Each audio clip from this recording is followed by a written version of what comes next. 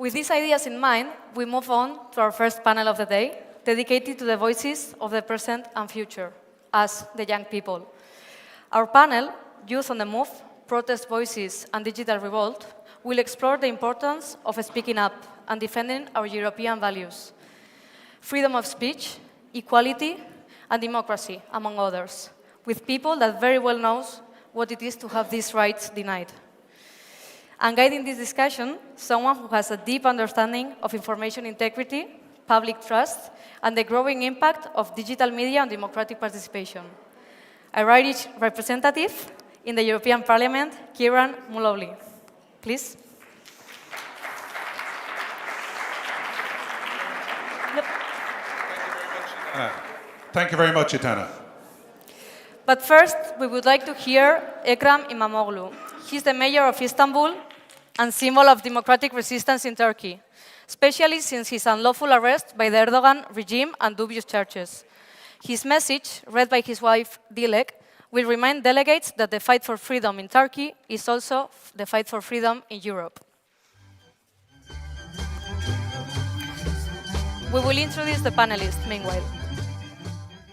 The first one. Ladies and gentlemen, we have people on stage this afternoon who have been active all over the world. In Serbia, in Turkey, in the UK, in the US. It is a great privilege for me to welcome some of them to the stage. Our first guest is a young Turkish activist and researcher committed to defending human rights and the rule of law. She was jailed by Erdogan's regime in March 2025 for joining a peaceful protest and released in May. Her courage has inspired youth across Turkey, and we are delighted she is here today because she stands as a voice for civic freedom and democratic renewal. It is a great privilege for me to introduce Esila Ayık.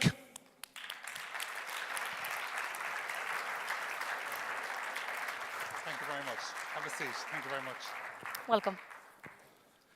Our second guest this evening, a very well-known British-Ukrainian filmmaker and documentarian whose award-winning work on the war in Ukraine has reached millions on YouTube and other platforms. His films explore the human cost of conflict, the defense of democracy. He's also been to the European Parliament to meet some MEPs who are not who we think they were. Ladies and gentlemen, please welcome Caolan Robertson.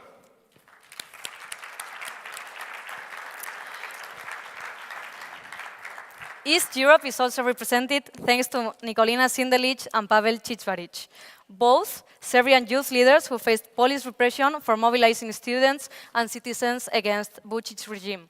Please give them a warm welcome.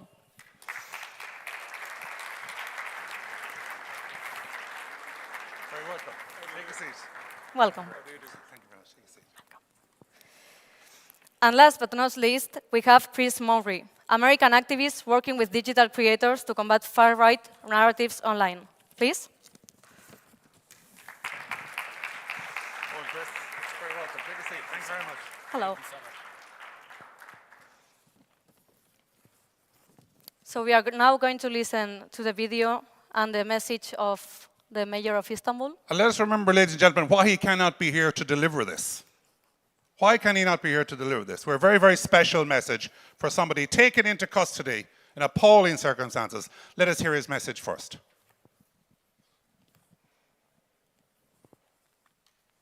Esteemed representatives, I extend my respectful greetings to all of you from Istanbul. I will now read the letter from my beloved husband, Ekrem İmamoğlu, expressing his unwavering determination in the pursuit of justice. Sayın Başkan Beyru, Sayın Genel Sekreter Gozi, değerli temsilciler ve dostlarım, size İstanbul'dan hitap etmekten onur duyuyorum. Davetiniz, demokrasinin ortak bir sorumluluk olduğunu ve aramızdan tek bir kişinin bile bir demokrasi sınavıyla karşılaştığında hepimizin sorumluluk üstlenmesi gerektiğini hatırlatıyor. Şu an bir dönüm noktasındayız. 21. yüzyılın ilk çeyreği sona ererken, insanlığa yön veren pek çok zor soruyla karşı karşıyayız. İklim krizinin göç baskısının ve jeopolitik belirsizliklerin yükseldiği bir dönemde toplumlarımızı ayakta tutan sosyal dokuyu nasıl güçlendireceğiz? Dezenformasyonun ve kutuplaşmanın arttığı bir çağda kurumlara olan güveni nasıl yeniden inşa edeceğiz? Tüm bu sorular vatandaşlarımızın günlük yaşamlarını şekillendirecek. Ancak en büyük tehlike karşılaşacağımız değişimin boyutu değil, eşitsizliğin, adaletsizliğin ve otoriterliğin yavaş yavaş normalleşmesidir. Çevremizde kötülüğün sıradanlaştığını görüyoruz. Mahkemeler siyasi iradeye boyun eğiyor. Gerçek tartışmalı hale geliyor ve demokratik rekabet bir tehdit olarak algılanıyor. Avrupa genelinde demokrasi ancak aşırı fikirlerle mücadele etmek için ortak bir yaklaşım geliştirebilirsek ayakta kalabilir. Bu konuda pek çok farklı girişim de var. Ancak ihtiyacımız olan demokrasi yanlısı seslerin daha fazla bir araya gelmesidir. Avrupa'nın kendi demokrasi savunma mekanizmaları da sembolik olmaktan öteye geçmelidir. Demokratik normları korumak amacıyla kurulan kurumların tavsiyelerine parlamentolar, siyasi partiler ve sivil toplum kuruluşları sahip çıkmalı. Demokrasiyi korumak, güvenlik ve savunma hususlarıyla aynı derecede önemli bir stratejik öncelik olarak ele alınmalıdır. Güzel ülkemde ise demokrasiye yönelik tehditin ciddiyetini ve halkımızın yenilik arzusunun derinliğini aynı anda görüyoruz. Türkiye, Cumhuriyeti'nin 2. yüzyılına girerken halkımız saygınlık, dürüstlük, adalet ve iyi yönetişim talep ediyor. Ve tutuklanmamdan sosyal medya hesaplarımın erişime engellenmesine kadar, görüntümün ve sesimin her yerden silinmesine ve verilen binlerce yıllık hapis cezalarına kadar her türlü adaletsizliğe rağmen milyonlarca vatandaş korkuyla yaratılmaya çalışılan bu adaletsiz sistemi yeni normal olarak kabul etmeyi reddediyor, cesaretle barışçıl direnişini sürdürüyor. Avrupa ise tarihindeki acı derslerle barışın kendi kendine sürmeyeceğini, mücadele gerektirdiğini öğrendi. Bu durum özgürlük için de geçerli. Demokrasi mücadelesi kıtamızın geleceğini şekillendirecek temel bir sınavdır. Demokratik, öngörülebilir, hak temelli bir Türkiye, bölgemizin güvenliğini, ekonomik dayanıklılığını ve siyasi istikrarını güçlendirecektir. Hukukun üstünlüğüne dayalı bir Türkiye, ortak kıtamızın geleceği için vazgeçilmezdir. Demokrasiler birlikte hareket ederek hayatta kalır. Şehirlerin şehirleri desteklemesi, siyasi ailelerin çoğulculuğu savunması ve vatandaşların hakları için kararlı durması gibi.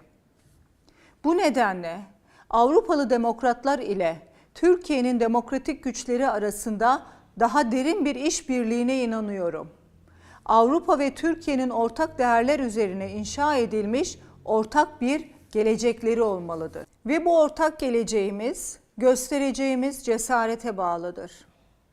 Demokrasi saldırıya uğradığında birlikte mücadele etme cesaretine, halkın sorunlarına kalıcı çözümler arama cesaretine bağlıdır. Thank you for your solidarity, which has been constant both here and in the European Parliament since my arrest. I wish to thank again, in particular, Mr. Beyru, Mr. Gozzi, and Mr. Giorgio for their constant support. And thank you for your commitment to a more democratic and hopeful Europe.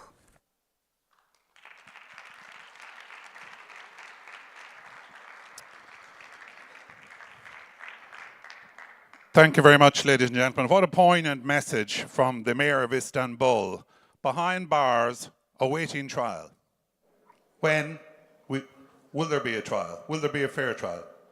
Many of our panelists on stage this afternoon have experienced themselves of playing a part as an activist, either in Turkey, in Serbia, the UK or US. We're going to let them open up themselves to tell you a little bit about themselves at the beginning.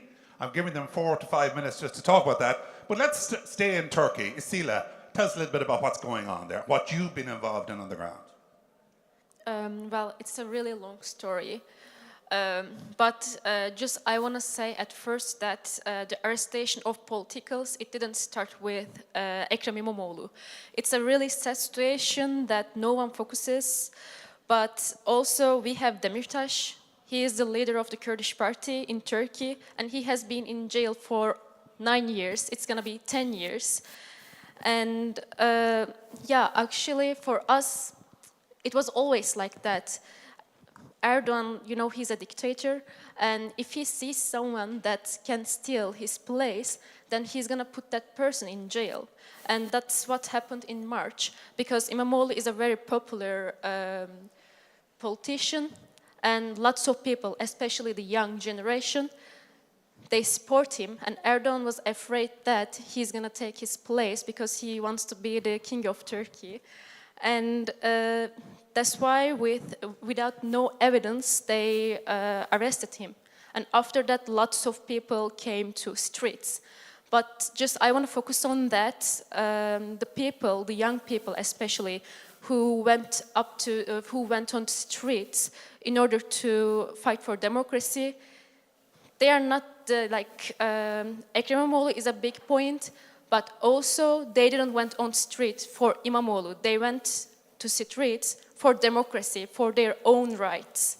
So I think it's a very good point to focus on. But you didn't sit at home. You didn't take a passive stance on that. Tell our audience what you did and how you were treated as a result of it. Yeah, so the thing, actually I live in Belgium for my university education, and I have been in Belgium for 2 years now. And I haven't went to Turkey for 2 years, and in the Eastern break I went to Turkey to see my family, but as a result, instead of spending time with my family, I spent my time in jail.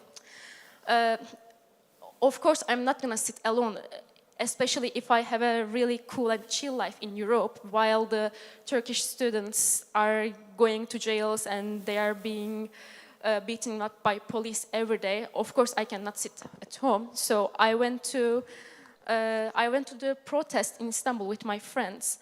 Actually, I'm a photography student, so I was taking photos of the brutality of police. But then there were like 3,000, 4,000 students, and everyone was holding a banner, and it was saying "Dictator Erdogan." But the thing, all of the students, they were covering their faces because they were afraid that if they show their faces, they're gonna be in jail the next day. And I stood up and I was yelling at people, okay, don't be afraid. If Erdogan is a real dictator, then for holding this banner, I'm gonna be in prison. But if he is not a dictator, then nothing is gonna happen. So I hold up the banner without covering my face, and the next day I was in jail. So I think the reason... I'm going to stop you there. I'm going to come back later to what happened when you were in jail. But ladies and gentlemen, this whole section is, I suppose, highlighting the fact that it's not just Turkey, it's around the world. We've seen it. We've seen young activists playing this key part, coming out, putting themselves forward, using different techniques to get the message, to push back against authoritarianism. I'm really thrilled to have Nikolina and Pavel here this afternoon. I'll give you first your opportunity to tell us your story and what you did. Okay. First of all, hello everyone. My name is Pavel Cicvaric, and I'm very pleased and honored to be here with you today. And I'm very glad that Nikolina and I actually got the invitation for this event. First of all, I will take a minute to talk shortly about my past experiences with activism. I've actually been active on the streets for 2 or 3 years. From now on, since the big protests of Serbia protiv nasilja, which means Serbia against violence, back 2 years ago, back in 2023, when 2 mass shootings unfortunately happened in and around Belgrade. At that point, we saw some new activist organizations, students coming along together and working together with some NGOs, some political parties in order to peacefully make a transition from a regime that is very obviously sliding into autocracy by day. Now, if we fast forward 2 or 3 years in the future, right now Serbia is a lot different than Serbia used to be 2 years ago, or let's say 12 years ago, or 13 years ago, when this regime came into power. By every day we can see even more violence, even more police brutality, even more suspension of the rule of law by day. For example, each day we can see a lot of students getting beaten up, members of political parties getting beaten up, NGOs being threatened and broken into by the regime or the thugs of the regime, the para-police, paramilitary forces that are very active in Belgrade and in Serbia. We can see a lot of repression and mistreatment of professors, of university professors that who have stepped out and supported the students and the movement. So all in all, in Serbia, we have a really hectic situation with a lot of different social actors who are actually fighting for democracy. The worst thing that I've seen in Serbia, and I often talk about it, in Serbia, in the middle of Europe, in the very heart of Europe, in the 21st century, we have political exiles. People who cannot come back to the country just because of something that they said, because the secret police listens and monitors everything that people do in Serbia. I think that's very disgusting, that's very sad to have a Serbia in the 21st century that looks like this. And I'm talking about the students and activists from Novi Sad who cannot come back to Serbia since March. In a moment, I'm going to ask you about what you did, but Nikolina might come in on this as well. What did you do? How did you get involved? So, hello everyone. I'm glad to be here and the part of this panel. Pavel said the mostly things that happen in Serbia, but I want to share the things that depends on the police violence against women in Serbia. And specifically, I will speak about my own case in Serbia. Because I faced institutional obstruction, targeting on the regime media, and violence, including the threat about rape by the commander of the police station in Belgrade. And after that, and Pavel and me, we were threatened in the regime media by the death and by the things that we need to go outside of Serbia to find a new life in Europe or America. And after that, I received messages from the journalists, for the politicians from the SNS party, that I was the member of the classes in German about Nazism classes for the Russia's my own country. So they go to the very bad violence against the students in the Serbia, and I think it will be counting in the few months, so I will be later talking about the women's rights in Serbia. Well, indeed. Let's go online. If Caolan is with us, sometimes when somebody's remotely joining us, they're left to last, so we won't do that today. Caolan, you can hear us. Your face will be known to many people from YouTube. Tell us a little bit about the work you've been involved in and the way the digital formats have assisted in the work that you do. Well, it's been interesting. I mean, I moved to Ukraine completely as an independent reporter about 2 years ago, and I just dedicated all my time to telling the truth about what Russia is doing to this country. I went to Kherson, which is a city in eastern and southern Ukraine that's been bombarded with drones. I went to the dugouts with trenches all across the east and the Donbass in this country, and just showed things how they are. And just showed things unfiltered.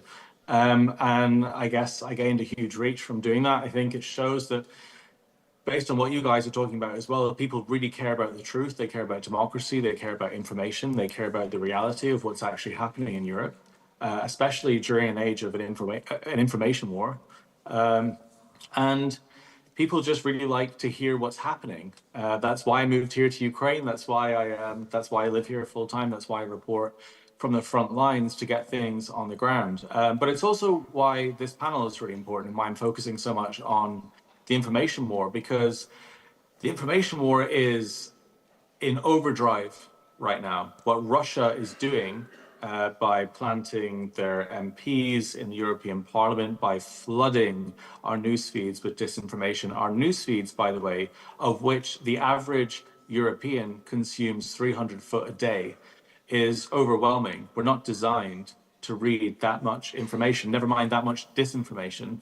So it's a really tough time for learning about what's happening in the world if you're an average human being in Europe or anywhere in the world.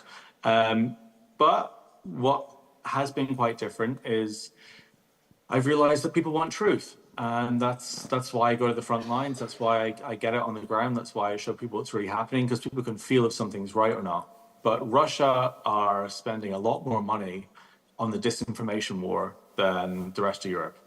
Absolutely, even the Americans right now. And it's a crisis point, and it should be addressed immediately. And it's super important. This is why I confronted the Cyprus MEP Phidias, who was putting out massive Russian disinformation amplified by Elon Musk. And he admitted to supporting Ukrainian children being abducted, right? This is a mask-off moment. But it's a really critical situation. It's difficult. And I think that Russian disinformation has polluted not just our media, but our politics in the European Union. And this is why panels like this are so amazing and so important. Caolan, thank you for that.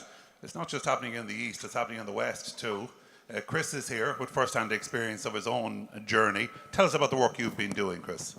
Yeah, first I want to say thank you. I'm so grateful to be here. I've actually never left the United States before. This is my first time. And I think it's really important the moment we're seeing right now. I was young, maybe 14 or 15 years old, when Donald Trump was elected the first time.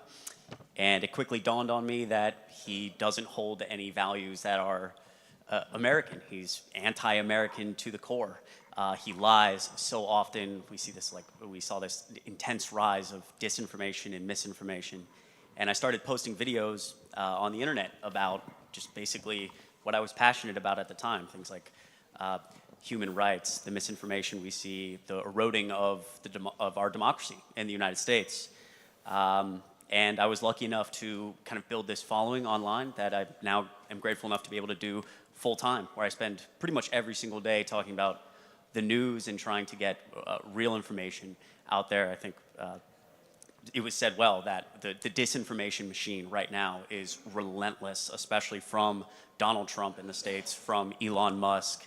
And so trying to fight back and also show people that, there's so many Americans, millions of Americans that don't subscribe to this and are so deeply passionate that this is the fight, frankly, of the century for the United States, truly the battle for the soul of who we are.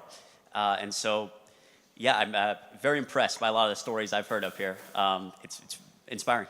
I'm going to go straight back to you, Chris. Just as something that I think most of the people in the audience here would agree with me or perhaps would feel the same about it. Trump. Is the principle of what he does on media that if you say something, no matter how inaccurate it is, if you say it 10 times, the people of the United States will believe it? Yeah, you could get me going here. You could get me going and going and going. Yeah, it's been a fascinating thing to watch. He has taken a lot of people, I think, in the United States who have felt unheard for so long by their politicians, and he's inserted himself, and it's the flood the zone theory. He lies so often, so outrageously, and he just does it over and over and over and over again. And the media can't keep up. People can't keep up. And so eventually some of those just... Maybe not all the media. And we saw two very brave journalists in the White House the other day who really gave the questions that needed to be asked. They were ridiculed, but they asked the questions. That's important still. Correct. And truly those are the patriots. Those are the most important people right now. It's just the sheer amount of lies that Donald Trump tells. Some of them break through, and a lot of it is just awareness. That's why I think I do what I do, because those lies break through because not enough people are aware that he is the type of person he is. He's a narcissistic liar. He's off the fence at this stage. I think we know where he stands on this. Esila, I want to ask you just a general question. Being an activist, being involved, are you basing your personal, is it your personal life experience that drives you through, or have you seen something yourself on social media or on TV or elsewhere that has inspired you to get involved? Well, it is really my personal life because my father, he's a worker. And yeah, as a child of a worker, you always have these financial problems. And also my mom, she didn't went to school because she was a woman. So her family thought that she's a girl, she cannot go to school. So like I came from this background, and what my mom taught me as a woman, you have to be strong.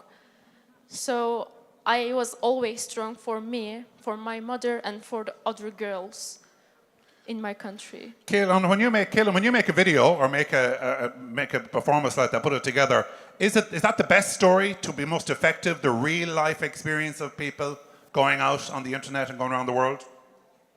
Yes, of course. And what you just described as well was what people are craving. I mean, we're in the age of fake information. Everyone's scrolling their news feeds. There's AI taking over all of our stuff. People crave reality. And what I realized is I used to play music over a lot of my news reports. I used to, package a lot of my content to look like news so people would take it seriously. What I realized in the last year is that's not what people want. People want just the cold, hard truth. And they want to see raw footage. They want to see a soldier sitting somewhere speaking with his open heart about what the situation is. They want to see someone emotional and speaking frankly. And the world is craving truth right now more than ever. And there are enough people to do it. And I think that's what makes me most proud.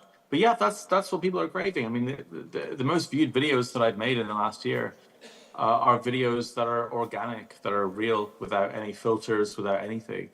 And I think that shows where things are going. And even though it feels bleak, even though now we feel like we're at a time where everyone's absorbing nonsense, everyone's absorbing fake information, the fact that people still crave reality and still crave real reporting should give us all hope, because that's supply and demand, and the demand is truth. So it's a good thing. Absolutely. Two of our guests have been on the front line, not just holding cameras, got arrested in the process. Just to explain to our audience what happened next then in terms of the reaction of the other people in Serbia. How did the word get out and how did they respond? So I think that I have like a little bit different situation because I was not in a jail. I was kidnapped in the basement of the government of Republic of Serbia by the commander of the police station. And about the speak in the Turkey about the woman, it's the same situation in Serbia, because when cops arrested a girl, it's a totally different story than a man. Because when they arrested the girls, they threatened her with rape, untouched her, and tried to inappropriate touching and to get out the dress, the clothing. But the man, it's not like that. And so it's sexual assault for the woman yes, immediately. always for the girls. And after my situations in the regime media in Serbia, they showed my private, intimate photos in the live program 3 hours, and tried to get the clients in that shows that try to speak about my body like a meat. And I believe in my experience shows that women's political participation in Serbia and in general in the world still carries a high personal cost. And not because women are unprepared and weak and maybe they don't want to be there. It's because I think that we don't have institutions who cares about women and who protect the women in Serbia. And this is why European standards needs to be clear about Serbia to help our country to get more clear about the laws about the women's. And we're talking about the core treatment of women in your country. But tell me about what happened next in terms of the public's response, the activism that started. How did that start? Yeah, at the first sight, it was so hard to be the part of that regime game. But in Serbia, we have like people who actually protect us, and the media who protect us. And after that happened to me and Pavel, people actually be a leader with us and be with us in the street every day. And I think that we only have positivity of our people, and I think that we need to be grateful for that. And we are grateful to be here to speak about that. Chris, if something happened in the States tomorrow morning, I'm not sure if the police would be backing the media, if they're on Trump's instructions. Correct. Yeah.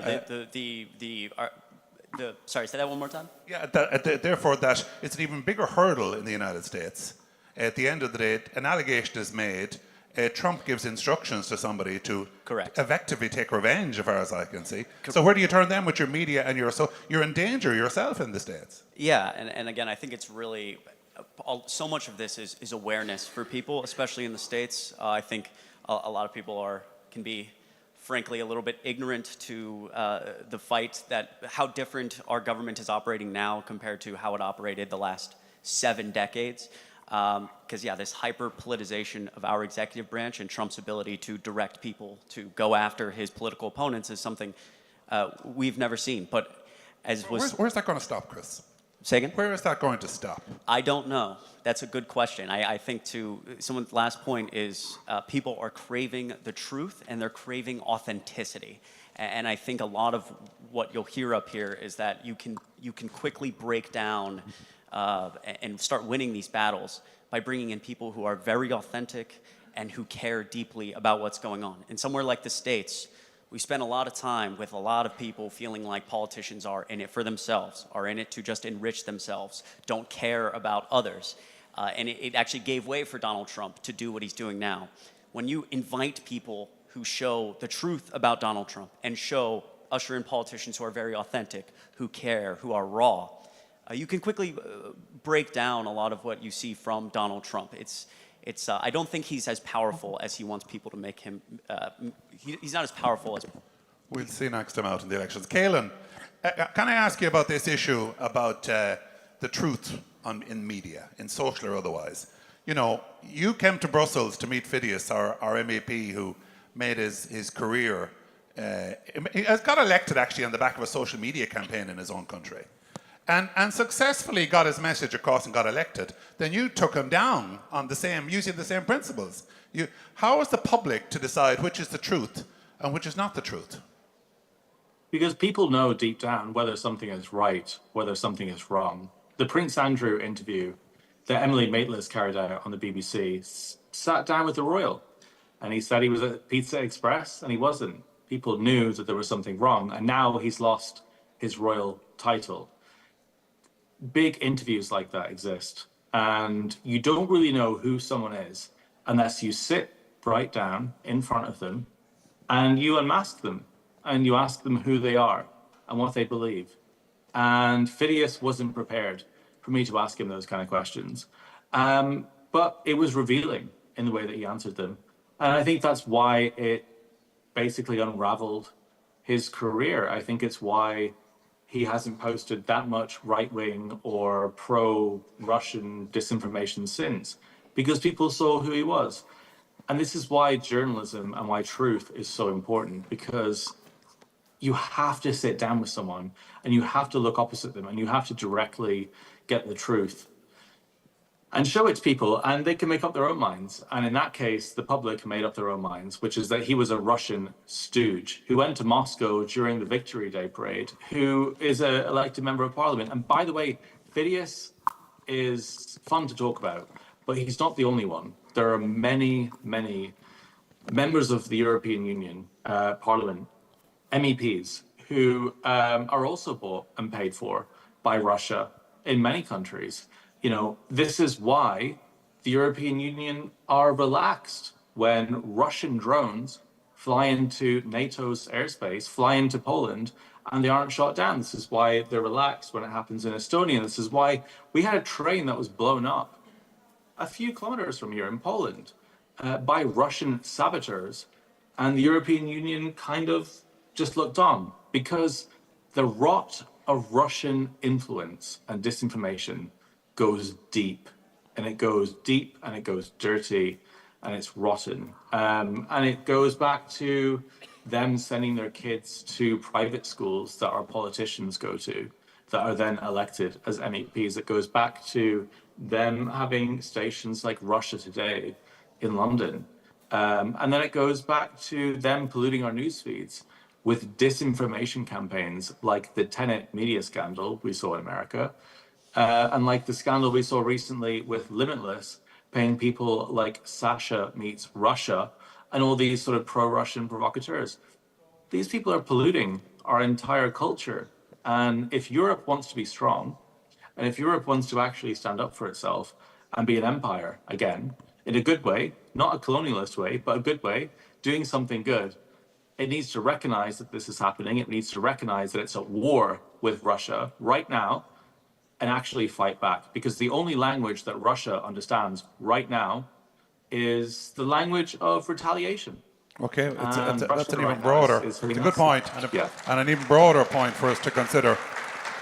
I want to go back to Pavel, to Serbia, and to talk about, it's one thing, you know, something happening, putting the message out that, you know, this is a gross injustice. It is absolutely outrageous what has happened. But how do you convince other people in your country to respond? Well, first of all, we need to understand the context of how the protests are initially organized in Serbia and how they function. When I say protest, I mean the whole broader community that is against the current regime, which includes the Zbors, which are local platforms of activists, medical workers, teachers, local politicians who work in a decentralized way in order to keep the flame all around the country. We have different NGOs who are working throughout the institutions as far as they can. We have political parties, we have students who are actively working, and it all comes together. In that sense, when we're communicating with people, I think a lot of people actually believe, okay, let's say it like this. It's not that they believe us because we are like this or like that, but because they see with their eyes what is going on. They can see through the regime propaganda that is being forced 24/7 throughout the national media, throughout the state-controlled televisions, which is really hard because that propaganda was so deeply rooted in our society, and it took something so terrible as a collapse of the canopy in the railway station of Novi Sad in order to get people moving. But the important thing is, when we look retroactively, when we look at the protests in Serbia, the protests actually, from my point of view, they didn't end from 2019, but they oscillated and they were focused around different themes. For example, the Krvave košulje protests, the Serbia against violence, and the protests and the crisis within our society never actually ends. It just oscillates. Now, when we're talking, as Nikolina said, Serbia is a country, Serbia has its own institutions and so on, but we don't live in a world where one country or one person can just isolate itself from everything around the world, and that is why the talk is important. I know that a lot of people from the European Parliament and from the international community know something about what's going on in Serbia, but when you have the chance to talk to someone in person or like this who is in the protest, I think people can get a better context and understanding of how situation works. And as Nikolina said, from my point of view, the international community has been, parts of the international community have been silent on this part, on the growth of authoritarianism in Serbia, but I think something has changed in the last few months. We have seen a lot of the biggest world papers the biggest media, openly criticizing the regime of Aleksandar Vučić in Serbia, openly calling him a autocrat. We have seen a lot of families and groupations within the European Parliament openly stepping up and more actively criticizing the regime. For example, the Democrats, Liberals, Social Democrats, the Greens. Correct me if I'm wrong. If I'm wrong, maybe some members of the Parliament from EPP, but I'm not sure. So I would stop at that. In that sense, I think that the regime is getting cornered. And there is one saying in Serbia, and that's when the beast is put tightly into a corner, it is going to be a lot more dangerous, the further absolutely. it goes. Absolutely. Isel, the people of Turkey are in a even more difficult situation because the police are not with you. The state media are not with you. Like no one is with us. Actually, like that's what I wanted to focus. Because like what also I went through when I was in jail, also what my friends went through when they were arrested, it's just not something normal. So the thing, when they were taking me to prison, I got beaten. And the problem, I have a kidney and heart disease. And the next day, my urine, it was just blood. And it happens a lot in Turkey. Lots of my friends, like, some of them are with broken legs, with broken arms, with broken ribs, with broken nose, and it's just not okay. But also the thing of the police brutality, for women, they are more hard. They do also like Serbia, like they try to rape you, they try to harass you. When I was in jail, the focus of media, it was on me. And also, since I was living in Belgium, I also got some support from Belgium. They didn't touch me, but the thing, they took me twice to gynecology. You are gonna ask why they took her to gynecology. I still don't know, but I went to gynecology with soldiers, and they were also with me, women soldiers. Also the men soldiers, they wanted to came with me as well, but I just said it cannot, it's harassment. But still, the women soldiers, they were with me. I was naked, and the reason they took me to gynecology because maybe for them I'm not Muslim enough, because you know Erdogan has some radical Islamic ideas that gives no value to women, and yeah, in 21st century, I'm ashamed of saying that. But also when I was in jail... Was there media coverage, social media coverage of your story, your ordeal? Did it go around? This one, the gynecology, I cannot say that in Turkey. They're going to take me again to jail. This is my first time that making it public. But did it inspire people in Turkey to respond to what happened to you? Yeah, lots of. But also, when I was in jail, I was writing letters to outside, and my family, my father, they were talking in the media. But the thing, then they went to my father and they said that if you keep talking, then you cannot see your your daughter again. And also they came to me, the men of Erdogan, the people of Erdogan, when I was in jail, and they told me that if I keep writing letters to outside to inspire young people to go out and protest, they said that you're never gonna be free again. You're never gonna go to your school again. They even asked me to apologize from Erdogan when I was in jail. They said that, they told me that if I apologize from Erdogan, then I will get free. But I refused. I still got free. It's an incredible story. Ladies and gentlemen, I mean, the bravery is incredible when you consider is sitting and lying in a cell and that put to you. Chris, I mean, you have a soft job really, Chris, in the United States compared to this. But there is a serious issue here. On one hand, you have ways of young people getting involved in social media and, you know, liking and sharing. How do you move from there in terms of they actually becoming an activist, a political activist? Yeah, it's a great question. And to the first point, I mean, the bravery and courage up here is incredible.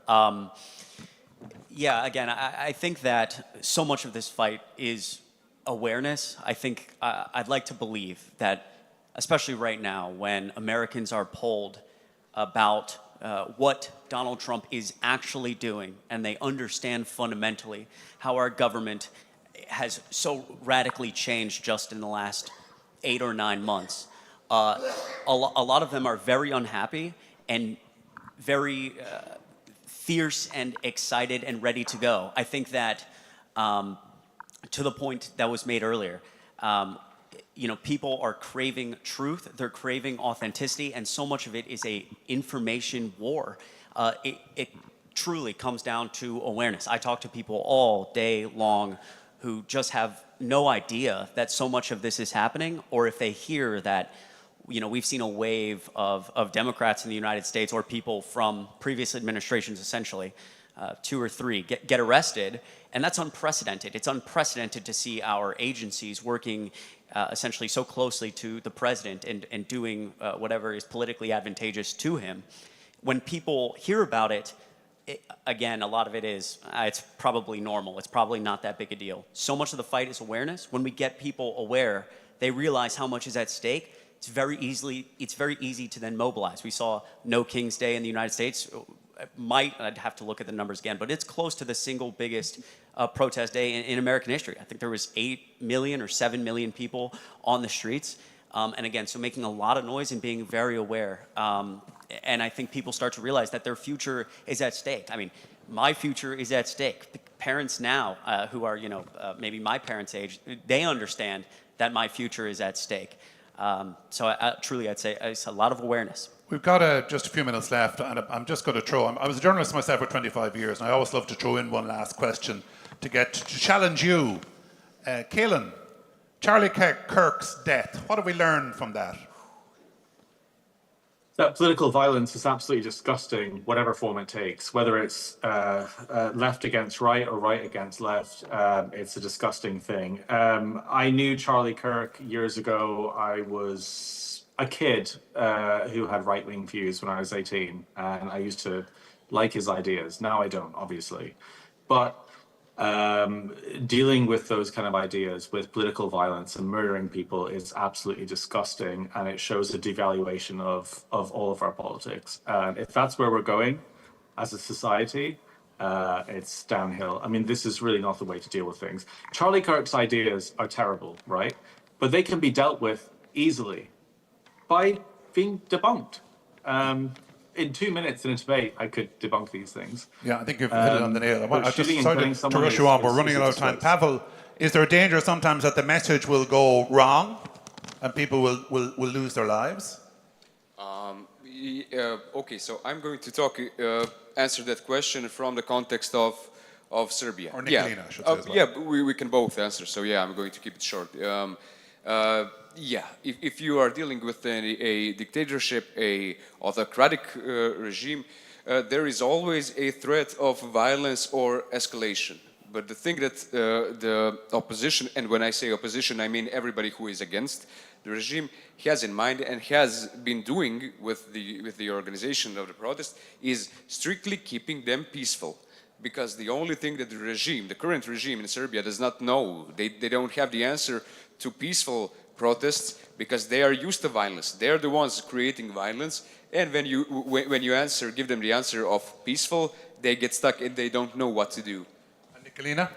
Yeah, I want to be From your quick experience. and just to add that all of these stories from the Serbia and Turkey and from the Ukraine and the USA, all we hear is really bad, but I think that they are cost of the freedom, and that we really need to be brave to get out this situation and to be continued.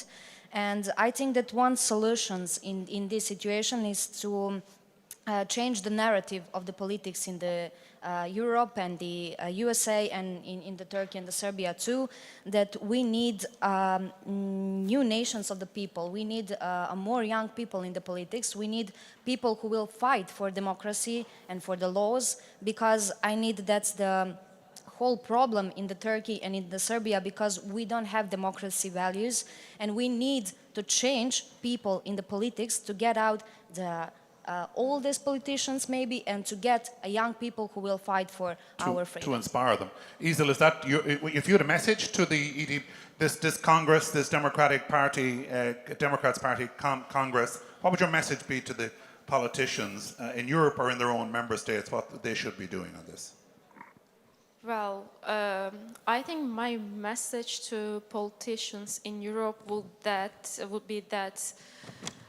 I think every politician here, they know who is Erdogan and what kind of things he's doing, but the people in Turkey, the young people in Turkey, I think we just need spaces to tell our stories, because we are going through really bad times, and also all of us has lots of traumas with police, with politicians and everything, and I think just we need our voices to be heard and represented. Yeah. Chris, I'll give you the last word. Your wish, it's your wish list for the guys and girls listening to us in the audience. Yeah, I'd say just the one thing that from overseas, there is so many of us fighting so hard every single day to push back against Donald Trump and the current administration.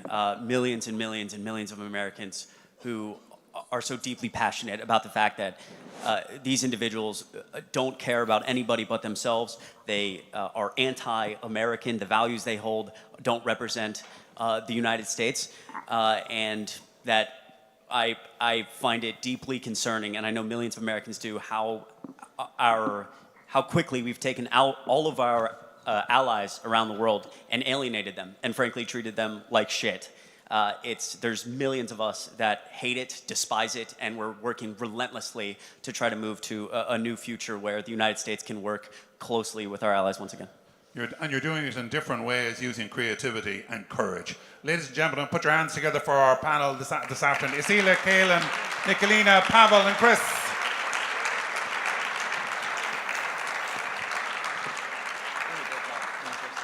I was advised that my salary would be hit if we went overtime. 25 seconds overtime. I didn't do bad, did I?